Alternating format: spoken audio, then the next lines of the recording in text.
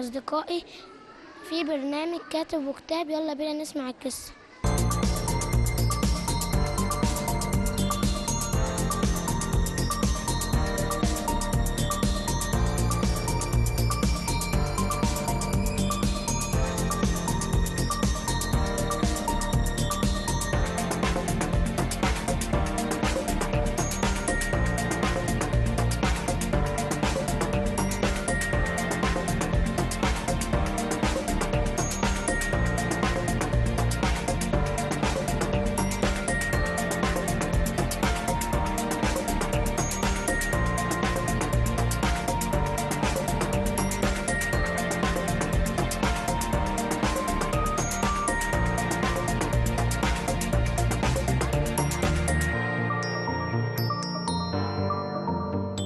صباح الخير حبايبي الحلوين، مع حلقة جديدة من برنامج كاتب وكتاب. النهاردة هنحكي قصة غريبة شوية. اللي هيسمع الاسم بتاعها هيحس ان ايه الاسم ده؟ هالة دوبي. القصة اسمها هالة دوبي. هالة دوبي اللي هيسمع القصة يقول ايه هالة دي؟ ايه مين هالة دي؟ ومين دوبي ده؟ هقول نبذة صغيرة كده قبل ما ابتدي مع حبايبي الحلوين اللي موجودين معايا النهاردة. هتكلم هالة دوبي دي بنوتة اسمها هالة. كانت عندها الكلب بتاعها اسمه دوبي. الكلب صغنون وجميل وهي كانت بتهتم بيه طول الوقت. وبعدين مرة واحدة هالة خرجت دوبي بره البيت بعد ما عاش معاها فترة طويلة وكانت بتهتم بيه قوي. خرجته بره البيت بدل ما كان عايش في البيت الكبير، ابتدى بقى له بيته الخاص في الجنينة بره، بيت صغير مليان بكل ما يشتهيه دوبي ويحبه دوبي.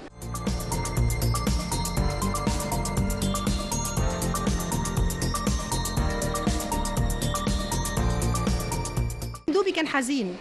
طب احنا عايزين نعرف هو ليه دوبي حزين؟ الكلب الصغنن ده ليه كان حزين؟ وليه هالة خرجته بره؟ ممكن نتعرف بقى اصحابنا الحلوين اللي معانا. اسمك ايه؟ محمد جمال. كل الكلاب المفروض تعيش بره البيت، ليه دوبي زعل وليه اتقمص وليه ما بقاش عايز يكلم هالة؟ عشان هي طلعته بره البيت وهو ما يحبش يطلع بره.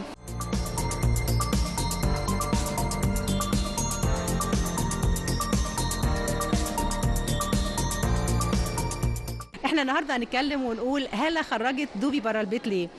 هو دوبي قاعد الاول زعلان جدا جدا جدا. القصه فيها 3 اشخاص، فيها دوبي وفيها نولا وفيها هالة. حد يعرف مين نولا دي؟ يعني في شخصيه اسمها نولا. نولا دي نحله بقى. ايه النحله دي؟ غاويه مغامرات، كل شويه تجري وتجري في الجناين وفي الغابات وتقعد بقى تعمل مغامرات وكده. فالمره دي شافت دوبي قاعد في الجنينه. دوبي ده ليه شعر كتير قوي طويل قوي، شعره غزير جدا، فمغطي عينه ومغطي ودانه، وهي مش عارفه توصل له اصلا، مش عارفه تشوف شكله ايه، بس هو شكله من بعيد كده كيوت قوي وشكله ممكن يتعمل معاه مغامره حلوه جدا. فابتدت نولا تقرب شويه بشويه. كل ما تقرب منه كل ما تسمع صوت يخوفها يخليها تطير وتبعد لبعيد تاني. كل ما تقرب منه تسمع صوت يبقى قوي جدا، تلاقي قلبها بقى صوته اعلى من صوت اللي طالع ده. بس هي قعدت وقفت كده بعيد شويه وقعدت تقول ايه ده؟ شكله نايم. لا انا اقرب شويه بشويه، لا شكله نايم، اقرب. وكل ما تقرب تقول ايوه هو ما بيتحركش يبقى هو نايم، وبيعمل الصوت ده يبقى اكيد نايم. وقعدت تقرب وتقرب، بس لقت مره واحده وقفت، لقت ديله بيتهز. هو ممكن الكلب وهو نايم ديله يتهز؟ يحرك ديله يمين وشمال؟ لا. هنا بقى وقفت نولا تفكر كتير، لا ده اكيد هو صاحي. راحه واقفه فين بقى؟ نقت مكان هو ما يعرفش يوصل لها فيه، وقفت عليه فيها. يعني المكان اللي ممكن تقف نولا عليه وهو ما يقدرش يوصل لها؟ بعيد. لا، في حاجه في جسمه او في وشه يعني هي تقف عليها فهو مش عارف يوصل لها. عينيه ما هتبقى قراصيته، هو عينيه اصلا مستخبيه بالشعر. على ديله ما هيروح جايب ببقه عاضدها واكلها على طول.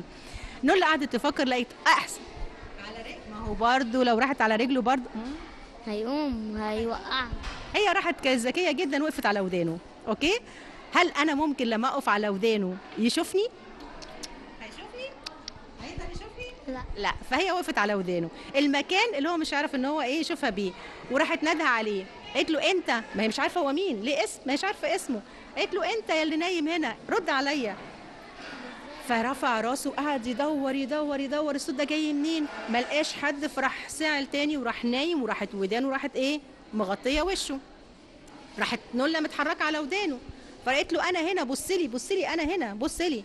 فراح باصص عليها، يبص فين، انا مش شايف حاجه، طلع راسه كده قعد يبص فين اللي بيكلمني، الصوت جاي منين، قعد يدور يدور، بعدين حزن تاني وراح حاطط راسه ونايم.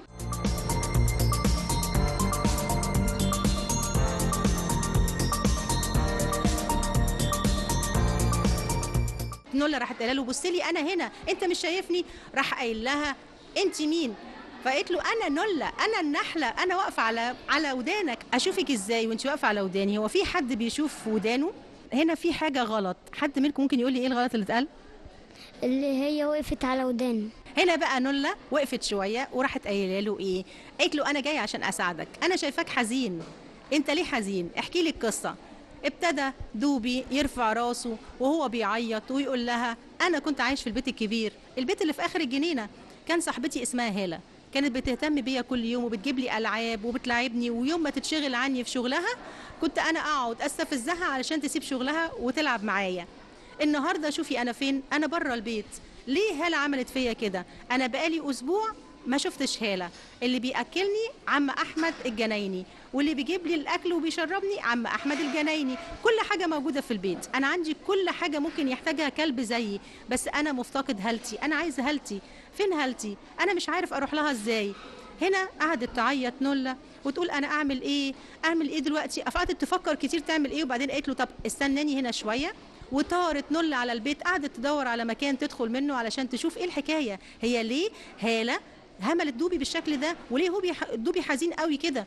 هي فكرت في الاول ان ممكن تكون هاله بتساعده ان هو يعتمد على نفسه وان هو يبقى كلب حراسه ويخلي باله من البيت، ودي من فوائد الكلب. تفتكروا ايه هي فوائد الكلب؟ ممكن حد منكم يقول لي بتستفيد ايه من الكلب؟ فايدته ايه عندي في البيت؟ اللي هو هيحرس البيت عشان وانا مش هنا. ايه كمان؟ يعني هو والدي حرامي هيسرق البيت وهو هيجري وراه. حراسه. ايه تاني؟ ايه فوائد الكلب تاني؟ عشان محدش يخش البيت. كده كلب حراسه. طيب ايه تاني بيفيد في ايه تاني؟ ممكن يفيدنا في ايه؟ مش احنا كده لما بنشوف حد مثلا اعمى ما بيشوفش بنلاقي ماشي كده ومعاه كلب، بكلب بيوريه الطريق يمشي الطريق ازاي، بيساعده، يبقى بيساعد الناس اللي هي محتاجه المساعده اللي هم ذوي الاعاقه اللي ما بيقدروش يمشوا. ايه تاني من فوائد الكلب؟ انت لما بتلعب مع الكلب شويه بيحصل لك ايه؟ انت بتحس بايه؟ انت بتبقى فرحان، يبقى معنى كده بيحول طاقه الحزن اللي عندك بيحولها لطاقه فرح، بتقعد تلعب معاه، هو بيستفزك بيخليك تلعبه، فبيحول الحزن بيحوله لايه؟ لسعاده. ايه كمان؟ لو انت بتكون زعلان تقعد تلعب معاه. مش ممكن ان انا اعلمه يعمل حاجات معينه ويساعد معايا في حاجات معينه؟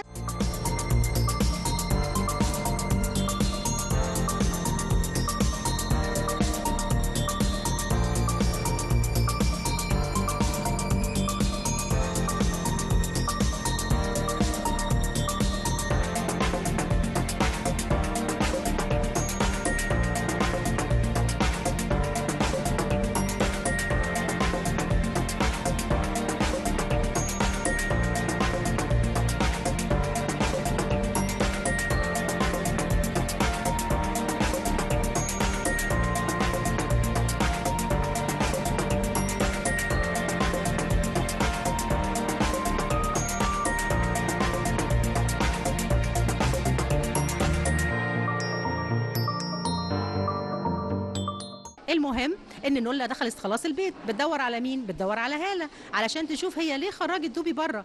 بس نولا الغريب ان هي ما حسيتش بغربه جوه البيت، حاسه ان البيت ده اكنها دخلته قبل كده، لقيت البيت مليان ورود كتير قوي، وهي نولا بتحب الورد جدا. انتوا عارفين ان هي بتاخد من رحيق الورد عشان تدينا العسل؟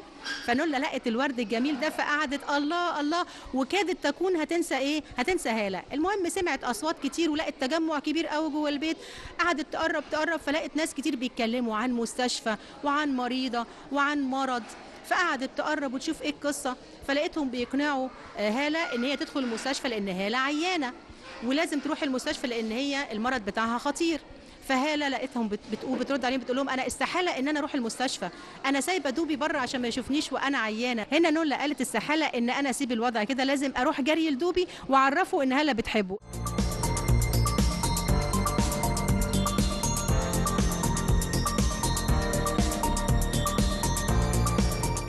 ايه الدروس المستفاده هنا من اللي احنا عرفناه من القصه؟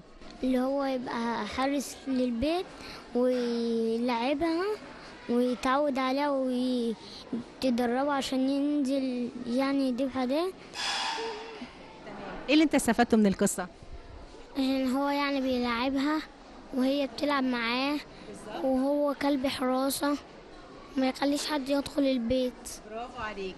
طبعا اول حاجه اتعلمناها ان احنا لازم يكون عندنا اصدقاء اوفياء، يكون عندي صديق وفي جدا، وقت ما اكون عندي مشكله اقدر ان انا اروح له واتكلم معاه بكل اريحيه وبكل صدق، وهو هيساعدني ساعتها زي نولا كده. اوكي. وتاني حاجه ان انا اكون الاهتمام بتاعي لما اجي اشيل الاهتمام من على حد انا مركز عليه الاهتمام، المفروض ان انا اعرفه انا بطلت اهتم بيه ليه، علشان خاطر يلتمس لي العذر، لو انا عيانه يدعي لي ان انا اخف. صح ولا غلط؟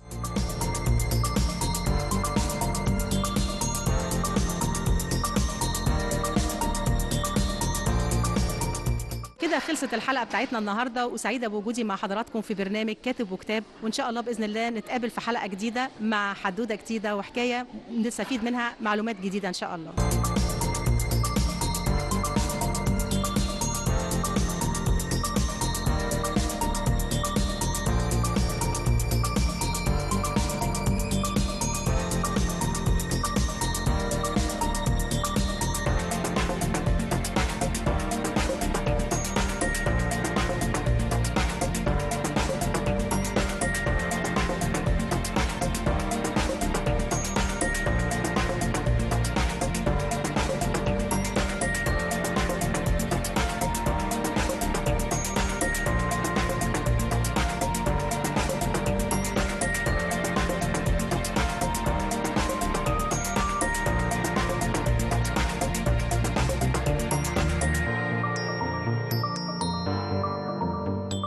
خلصت كده قصتنا، ونشوفكم في حلقة جديدة.